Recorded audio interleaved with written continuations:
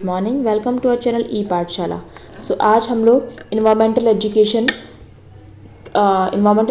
के कुछ टॉपिक्स पढ़ेंगे। इन्हें हम पढ़ेंगे डिफरेंसेस के फॉर्म में।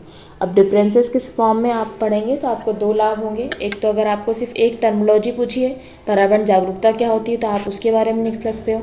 ठीक है, अगर आपको डिफरेंस पूछा है कि पर्यावरण जागरूकता और पर्यावरण शिक्षा में क्या डिफरेंस है, तो आप डिफरेंस लिख सकते हो। मतलब तुलनात्मक अध्ययन से क्या होगा, मेनली आपका कंसेप्ट तो क्लियर होगा, बाकी आपकी टर्मिनोलॉजी जो होगी वो भी स्पष्ट हो जाएगी।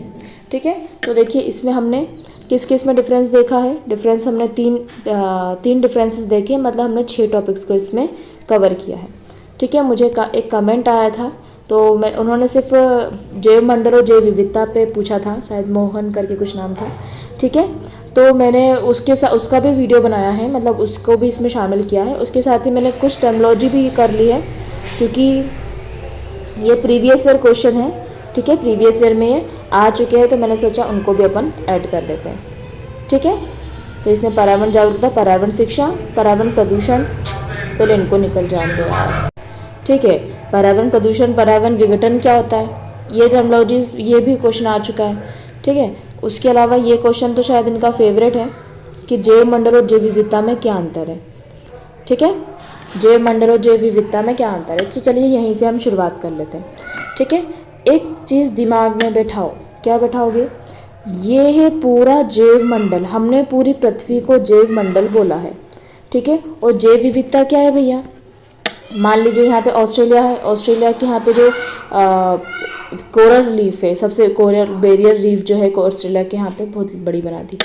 ठीक है, एक मिनट, तो ये हमारी पूरी पृथ्वी हो गई है। ठीक है, ये ऑस्ट्रेलिया के पास एक कोरल रीफ जो है, जब क्या बोलते हैं, प्रवाल भित्ति यहाँ पे जो है इतने एरिया में, तो ये है जैव विविधता। ठीक है, ये जैव विविधता है, कोरल पर प्रवाल भित्ति क्या है, जैव विविधता का बहुत अच्छा उदाहरण है। समझ में आया। एक जैव मंडल जो होता है उसमें जो बहुत सारी प्रजातियां जब किसी एक क्षेत्र में पाई जाती है, तो उस क्षेत्र को हम जैव विविधीय क्षेत्र या बायोडाइवर्सिटी बोलते हैं। ठीक है, ये जलीय बायोडाइवर्सिटी का एग्जाम्पल है, जो जैव विविधता, जो प्रवाल भित्ति होती है, जल में होती है। ठीक है, तो ऐसे अलग अलग, जैसे हम केवल भारत की बात कर लें तो भारत में पश्चिमी घाट जैव विविधता के लिए आ जाएगा। मतलब ऐसे बहुत सारी चीज़ें जहाँ पे जैव विविधता, समझ रहे हो, जैव विविधता मतलब बहुत अलग अलग प्रकार के जैवों की विविधता, अलग अलग प्रकार के जीव जहाँ पे होते हैं उसको जैव विविधता बोलते हैं। ठीक है, और जैव मंडल क्या होता है, स्फीयर क्या होता है, जहाँ पे पूरे जीवित प्राणी रहते हैं। ये हमारी पूरी पृथ्वी जैव मंडल है, क्योंकि हम सभी यहाँ पे जीवित प्राणी रह सकते हैं। ठीक है, इतना कंसेप्ट क्लियर हुआ है। अब इसके डिफरेंसेस पढ़ लो, ताकि आपको एग्जाम में कैसे लिखना है वो समझ में आ जाए। इसे मैंने थोड़े से उदाहरण भी लिखे हैं, ताकि आप कोई अगर उदाहरण पूछ लें तो ज़्यादा सोचना ना पड़े। ठीक है, तो देखिए हम देखते हैं भैया जैव मंडल। जैव मंडल पृथ्वी के सभी जीवित प्राणियों और उनके पर्यावरण का संपूर्ण हिस्सा है। आया बात समझ में, सभी जीवित प्राणियों और उनके पर्यावरण का संपूर्ण हिस्सा। ठीक है, जबकि जैव विविधता क्या है, जैव विविधता किसी विशेष क्षेत्र, अभी बताया था, किसी विशेष क्षेत्र में पाए जाने वाले जीवों की विविधता को दर्शाती है। विशेष क्षेत्र में पाए जाने वाले जीवों की विविधता को दर्शाती है। उदाहरण क्या ले सकते हैं आप, पृथ्वी का पूरा क्षेत्र क्या है, जैव मंडल है, और जैव विविधता क्या, उदाहरण क्या ले सकते हैं, जैसे ऑस्ट्रेलिया के जो पूर्वी साइड में कोरल रीफ है, वो जैव विविधता का उदाहरण है। ठीक है, ऐसे कर सकते हैं। नेक्स्ट, जैव मंडल की बात करें तो इसमें जल, जीव, वायुमंडल, मिट्टी सभी के तत्व शामिल होते हैं जो जीवन जीने के लिए उपयोगी है जैव मंडल में। ठीक है, और इसमें प्रजातियों की संख्या, मेनली हम किस जैव विविधता क्यों बोल रहे हैं, क्योंकि इसमें प्रजातियों की संख्या ज़्यादा है। अनुवांशिक विविधता है ना, अलग अलग प्रकार के लोग हैं। पारिस्थितिकी विविधता है, उनके रहने करने का, खाने पीने का सब अलग है, तो विविधता है उनमें। इसमें हम बहुत सब चीज़ें ऐड करते हैं। जैसे बात करें, अमेज़न वर्षावन जैव विविधता समृद्ध है। अमेज़न जो वर्षावन है, ठीक है, अमेरिका में जो है, दक्षिण अमेरिका में है ना, तो अमेज़न वर्षावन जो है वो बहुत ज़्यादा बड़ा क्षेत्र है, और वहाँ पे बहुत प्रकार के पेड़ पौधे, जीव जंतु रहते हैं। ठीक है, तो वो हो जाएगा। अब जैव मंडल की बात करें तो जैव मंडल वैश्विक स्तर पे होता है ना, और जैव विविधता क्या होती है, विशेष क्षेत्र हो सकता है, जैसे कोई जंगल हो गया, कोई झील हो गई, कोई समुद्र हो गया, उसमें पाई जाती है। ठीक है, तो जैव विविधता छोटी है, जंगल में, जैसे अभी अमेजन जंगल पढ़ लिया हमने, किसी झील में हो सकती है। मेनली वो ऐसी झीलों में होती है जहाँ पे गर्म और ठंडा पानी आके मिलता है ना, गर्म और ठंडा पानी जहाँ पे आके मिलता है वहाँ पे बहुत सारी जैव विविधता होती है, क्योंकि ये लोग अलग अलग वातावरण में रहते हैं ना, तो इनके खाने पीने, इनका जो इंटरनल सिस्टम होता है वो थोड़ा सा डिफरेंट हो जाता है, तो वो उनमें जैव विविधता अधिक पाई जाती है। ठीक है, जैसे इन्होंने एग्जाम्पल दिया है भैया कि भारत के पश्चिमी घाट की जैव विविधता बहुत उच्च है, अभी मैंने इसी का एग्जाम्पल दिया था। ठीक, नेक्स्ट पॉइंट हमारा है जैवमंडल क्या है, स्थलीय, जलीय और वायुमंडलीय क्षेत्रों को शामिल करता है। इसको उसने जरा घुमा दिया, तुमको भी घुमा देना है। ठीक है, और इसमें प्रजातियों की विभिन्नता उसकी पारस्परिक क्रियाओं को दर्शाया जाता है। जैव विविधता में मेनली जो होती है ना, प्रजाति की जो भिन्नता होती है वो और उनकी पारस्परिक क्रियाएं जो आपस में होती है, तभी तो साथ में रह रहे हैं। नहीं तो अगर ऐसे हो कि मतलब एक प्रजाति सभी एक को खाई जाए, तो ऐसा नहीं होता है। वो पारस्परिक क्रियाओं के साथ वहाँ पे रहते हैं। ठीक है, एक जलीय परिस्थितिकी तंत्र की जैव विविधता में मछलियाँ होती हैं, पौधे होते हैं, शैवाल होते हैं, और सभी एक दूसरे के ऊपर डिपेंड होते हैं। ठीक है, जैसे कुछ मछलियाँ होती हैं वो पौधे खाती हैं, शैवाल खाती हैं। ठीक है, और जब मछलियाँ मर जाती हैं तो उनकी खाद के रूप में पौधे उसका खाद यूज़ करते हैं। ठीक है, तो ये अलग अलग प्रकार से हो सकता है। ठीक, जैवमंडल की बात करें तो जैवमंडल पृथ्वी पर जीवन का समर्थन करने की संपूर्ण प्रणाली है। जैवमंडल क्या है भैया, एक प्रणाली है, पूरी प्रणाली है। जबकि जैव विविधता क्या है, विभिन्नता की माप है, कहाँ पे कितनी विभिन्नता है उसे जैव विविधता क्षेत्र घोषित कर दिया जाता है। ठीक है, अगर एक ही जैसे हैं तो उसमें विभिन्नता नहीं होगी। ठीक है, जहाँ पे जितनी ज़्यादा विभिन्नता, मतलब ये मेनली जो है विभिन्नता की माप है, और ये क्या है, एक प्रणाली है। बायोस्फीयर जैवमंडल क्या है, एक सिस्टम है। ठीक है, फॉर एग्जाम्पल हम बोल सकते हैं भारतीय उपमहाद्वीप की जैव विविधता में कौन है, बाघ है, हाथी है और कई प्रकार के पक्षी शामिल है हमारे भारतीय जैव में। ठीक है, भारत महाद्वीप में। ठीक है, नेक्स्ट हम लोग पढ़ सकते हैं कि जैवमंडल क्या है। इसमें जीवों के बीच सभी पारस्परिक क्रियाएं शामिल होती हैं, और इसमें प्रजातियों, विविध प्रकारों, उनकी संख्या शामिल होती है। फिर आगे सब्जी वाले समझ नहीं आती है। ठीक है, जैसे कोरल रीफ और जैव विविधता में विभिन्न प्रकार की मछलियाँ और समुद्री पौधे शामिल होते हैं। पहले इसको निकल जान दो आप। ठीक है, तो हम ये कह सकते हैं कि इसमें क्या होती है, पारस्परिक क्रियाएं शामिल होती है, और इसमें उनके विविध प्रकार और उनकी संख्या शामिल होती है। ठीक है, जैसे कोरल रीफ अभी बताया था मैंने को, कोरल रीफ में जैव विविधता में विभिन्न प्रकार की मछलियाँ और समुद्री पौधे शामिल होते हैं। ठीक है, जैवमंडल की बात करो तो जैवमंडल पृथ्वी की सबसे बड़ी पारिस्थितिकी इकाई है। सबसे बड़ा जो है वो जैवमंडल ही होता है।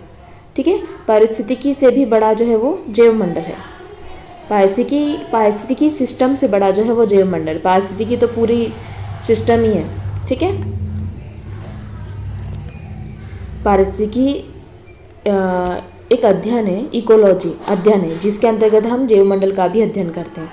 ठीक है, एक अध्ययन अलग होता है, और जैवमंडल क्या है, एक यूनिट है। ठीक है, तो जैवमंडल सबसे बड़ी यूनिट है पारिस्थितिकी इकाई की, और जबकि ये क्या है, एक विशेष पारिस्थितिकी क्षेत्र होता है। ठीक है, पर्यावरणीय क्षेत्र होता है ये। ठीक, जैसे हिमालय क्षेत्र की जैव विविधता में कई अद्वितीय वनस्पतियाँ और जीव शामिल होते हैं। ठीक है, जैवमंडल की क्या उदाहरण दोगे आप, जैवमंडल तो पूरी पृथ्वी है ना, तो आपने किसका उदाहरण दिया, जैव विविधता का। इसमें भौतिक और जैविक घटकों को शामिल करते हैं, और इसमें मेनली हम लोग ऊपरी तौर पर जैविक और भौतिक घटक होते हैं। ठीक है, जैविक और भौतिक घटक होते हैं, जीवित निर्जीव। जबकि इसमें हम किसको शामिल करेंगे, मेनली पारिस्थितिकी है, तो क्यों है, अनुवांशिकी ज़्यादा है, प्रजातियाँ ज़्यादा है, पारिस्थितिकी विविधता है। ठीक है, जीवों के प्रकार ज़्यादा हैं। जैसे सवाना घास के मैदानों में जैव विविधता में शेर, हाथी, गजेल ये सब शामिल है, तो जैव विविधता है। ठीक है, जैवमंडल की बात करें तो जैवमंडल जो है वो जलवायु और भौगोलिक गतिविधियों से प्रभावित होता है, और जबकि जैव विविधता है वो मानव गतिविधियों, प्राकृतिक आपदाओं, जलवायु परिवर्तन वैसे दोनों प्रभावित होते ही हैं, दोनों से प्रभावित होते हैं। जंगलों की कटाई से जैव विविधता कम होती है, मतलब दोनों एक दूसरे से रिलेट करेंगी। ठीक है, जैव विविधता का ह्रास होगा तो इसका भी ह्रास होगा, जैवमंडल का भी ह्रास होता है। ठीक है, इस पॉइंट को अगर आप स्किप करना चाहो तो कर सकते हैं। जैव मंडल की अवधारणा पूरी पृथ्वी को इकाई के रूप में देखती है। जैव विविधता अवधारणा विविधता संरक्षण प्रबंधन पर केंद्रित है।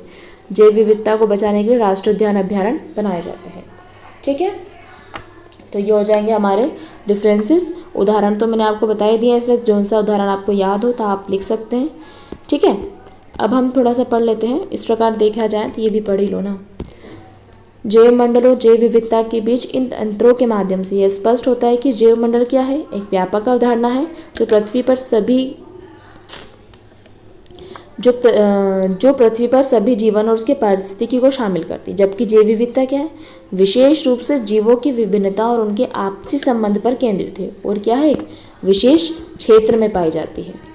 ठीक है, अब हम पढ़ लेते हैं थोड़ा बहुत पर्यावरण प्रदूषण और पर्यावरण विघटन क्या होता है। ठीक है, पर्यावरण प्रदूषण क्या होता है सबको पता है ना। मतलब पर्यावरण में कुछ अवांछित तत्वों का समावेश हो जाना जो कि हमारे स्वास्थ्य और पर्यावरण के लिए हानिकारक होते हैं, वो पर्यावरण प्रदूषण होता है। ठीक है, और पर्यावरण विघटन क्या होता है, पर्यावरण प्रदूषण के कारण पर्यावरण का विघटन होता है ना। पर्यावरण टूटता है तो पर्यावरण प्रदूषण भी पर्यावरण विघटन का कारण है। ठीक है, पढ़ लेते हैं। पर्यावरण प्रदूषण मानवीय क्रियाओं से होता है और पर्यावरण विघटन प्राकृतिक मानवीय दोनों क्रियाओं से हो सकता है। अपेक्षाकृत संकुचित प्रक्रिया है पर्यावरण प्रदूषण और ये व्यापक प्रक्रिया है। ठीक है, गंभीर घटनाओं के कारण पर्यावरण विघटन हो जाता है। ठीक है, पर्यावरण प्रदूषण धीमी गति से होता है, पर्यावरण विघटन अचानक हो जाता है। ठीक है, जैसे एकदम से बादल फट जाना या फिर बिल्कुल पूरा पर्यावरण चेंज कर दे उसका, तो पर्यावरण विघटन होता है। ठीक है, यह पारिस्थितिकी तंत्र को प्रभावित करता है और ये पारिस्थितिकी असंतुलन पैदा करता है। ठीक है, समझ में आ रहा है, ये तो उसको सिर्फ प्रभावित कर रहा है और उसको असंतुलन ही कर देता है। ठीक है, ऐसा असंतुलन करता है कि जैसे अगर मान लो डायनासोर नहीं रहे, डायनासोर को कोई मारने वाला तो था नहीं, उनको कुछ खाने वाला तो था नहीं, तो क्या हुआ था उस टाइम पर्यावरणीय विघटन हुआ था जिससे उनका ह्रास हो गया। ठीक है, वो प्रजाति खत्म हो गई, तो उनने क्या किया, पारिस्थितिकी असंतुलन पैदा कर दिया। ठीक है, उनके लिए कुछ खाने का नहीं बचा, कुछ रहने को या फिर जो भी रहा हो। ठीक है, यह पारिस्थितिकी तंत्र को प्रभावित करता है, पारिस्थितिकी असंतुलन पैदा करती है। इसका प्रभाव स्थानीय और क्षेत्रीय होता है और इसका प्रभाव स्थानीय, क्षेत्रीय और अंतर्राष्ट्रीय भी होता है। ठीक है, पर्यावरण की गुणवत्ता धीरे धीरे गिरती है, इसमें अचानक से नष्ट हो जाती है। ठीक है, पर्यावरण प्रदूषण को मानवीय प्रयासों तथा उपायों से रोका या कम किया जा सकता है और इसमें केवल हम पूर्वानुमान लगा सकते हैं, भविष्यवाणी कर सकते हैं ताकि सावधानी बरती जाए। ठीक है, तत्काल राहत और साक्ष्य जुटा सकते हैं। मानवीय क्रियाओं में जनसंख्या की वृद्धि है ना, औद्योगिकरण, यातायात, कृषि का रासायनिक खाद्यों का अधिक उपयोग, कीटनाशक दवाइयों का उपयोग, तकनीकी विकास, ये सब से क्या होगा, पर्यावरण प्रदूषण होता है। मतलब ये उसके क्या है, कारण है। इसके कारण क्या है, मुख्य दो कारण है। प्राकृतिक कारण हो सकता है, भूकंप आ गया, बाढ़ आ गया, ज्वालामुखी फट गया। ठीक है, मानवीय कारण जैसे वनों की कटाई हो गई है, पर्यावरणीय संयंत्र हो गया, युद्ध का प्रभाव हो गया, तो एकदम से क्या होता है, पर्यावरण विघटन हो जाता है। ठीक है, तो आ गया समझ में, ये पर्यावरण विघटन और पर्यावरण प्रदूषण का है। इसमें पर्यावरण प्रदूषण जो होता है वो छोटी संकल्पना है, जबकि पर्यावरण विघटन जो वो बड़ी संकल्पना है। ठीक है, ये पारिस्थितिकी को प्रभावित करता है और ये पारिस्थितिकी असंतुलन ही पैदा कर देता है, एक प्रजाति को ही खत्म कर देगा ये तो। ठीक है, तो ये बड़े स्तर पे होने वाली है। और पर्यावरण प्रदूषण नॉर्मली मानवीय क्रियाओं से होता है और विघटन प्राकृतिक और मानवीय दोनों से हो सकता है। ठीक है, अब आते हैं पर्यावरणीय जागरूकता और पर्यावरणीय शिक्षा में क्या अंतर है। ठीक है, इसमें मैं आपको एक चीज़ बता देती हूँ। जागरूकता जो होती है, जागरूकता मतलब होता है, मैं आपसे बोलती ना, आप अपने अधिकार के प्रति जागरूक है या नहीं। अगर मैं आपको ऐसा बोलूँ, आपको अपना अधिकार पता है या नहीं, पता मतलब जानकारी रखना। ठीक है, और पर्यावरण शिक्षा क्या होती है, शिक्षा क्या होती है, व्यवहार में परिवर्तन करना इसका मेन काम है। ठीक है, और व्यवहार में परिवर्तन किससे होगा, जब आपको ज्ञान हो, जब आपको बोध हो, जब आप उसकी प्रतिक्रिया करो, तो क्या होगा, आपके व्यवहार में परिवर्तन होगा। ठीक, तो ये इसके दो कॉन्सेप्ट हैं जो आपको बिल्कुल अच्छे से पता होना चाहिए। ठीक, अब इसको फटाफट पढ़ लेते हैं, बिकॉज मैंने सोचा नहीं था ये इतनी बड़ी वीडियो बनेगी, फिर भी बन गई वो। चाहे तो आप इसका स्क्रीनशॉट भी ले सकते हैं। ठीक है, मतलब पर मेन चीज़ क्या है इन दोनों में, केवल ज्ञानात्मक पक्ष का विकास करता है और ये ज्ञानात्मक, क्रियात्मक और भावात्मक तीनों को करता है। ठीक है, इसमें नॉर्मली हमको पर्यावरण पारिस्थितिकी की समस्याओं का समाधान की जानकारी दी जाती है, जबकि इसमें हमको समाधान किया जाता है। इसमें जानकारी दी और इसमें समाधान किया जाता है। ठीक है, व्यवहार परिवर्तन के केवल ज्ञान प्रदान कर देते हैं, जबकि इसमें व्यवहार का परिवर्तन अपेक्षित होता है। ठीक है, इसमें पारिस्थितिकी विज्ञान को महत्व दिया जाता है।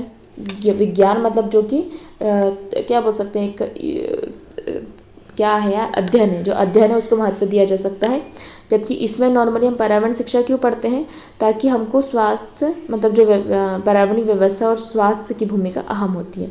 ठीक है, कक्षा का वातावरण उसमें क्रियात्मक पक्ष होता है।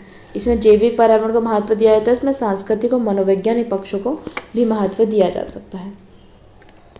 ठीक है, तो कुल मिला के इन दोनों में ये दो ही चीज़ें चलेंगी। तो इसका आप चाहे तो स्क्रीनशॉट ले सकते हैं, बिकॉज मुझे थोड़ा सा काम है। सो आप इसको स्क्रीनशॉट लेके पढ़ लीजिए। तो thank you for watching my video. और अगर और आपको कुछ चाहिए